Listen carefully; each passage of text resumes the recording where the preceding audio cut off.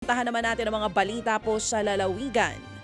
Tinangay ng rumaragasang sapa ang ilang estudyanteng tumawid sa nasirang tulay sa Caraga, Davao Oriental. Kasama pa ng mga estudyanteng ilang guro papunta sa kanilang paaralan nang bigla na lamang pong bumigay ang kawayang tulay. Ang isa namang estudyante, sinuong ang ragasa at lumangoy papunta sa batuhan. Habang ang isa pa nasa gitnang bigyan ng makakapitang kahoy. Ayon po sa grupo ng mga estudyante, mas pinipili nilang dumaan sa sapa kahit na may iba pang alternatibong daan dahil mas malapit daw ito sa kanilang paaralan. Nagkataon lamang daw na umulan kaya rumagasa ang tubig.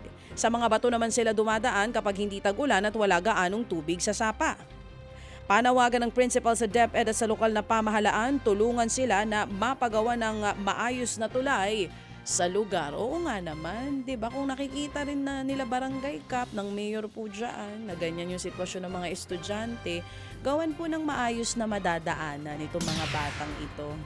Itong mga kawawang estudyante na sinusuong po yung sapa para lang makapasok po sa kanilang eskwelahan.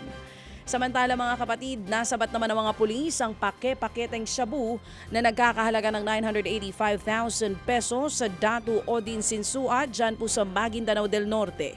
Sugatan sa buy bust ang isang drug suspect habang nakatakas naman ang kanyang kasamahan.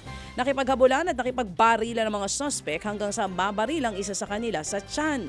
Nahulog ang suspect sa motor saka naman dinala sa ospital. Nakakulong na siya habang tinutugis pa rin ang kanyang kasamahan. Patay din ang isang lalaki matapos siyang saksakin ang kanyang pamangkin sa Isabela City sa lalawigan naman po ng Basilan.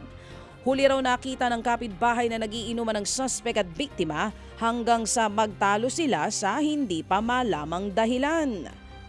Matapos niyan ay nakita na lamang daw ang biktima sa loob ng kanilang bahay na may malalim na sugat sa leeg.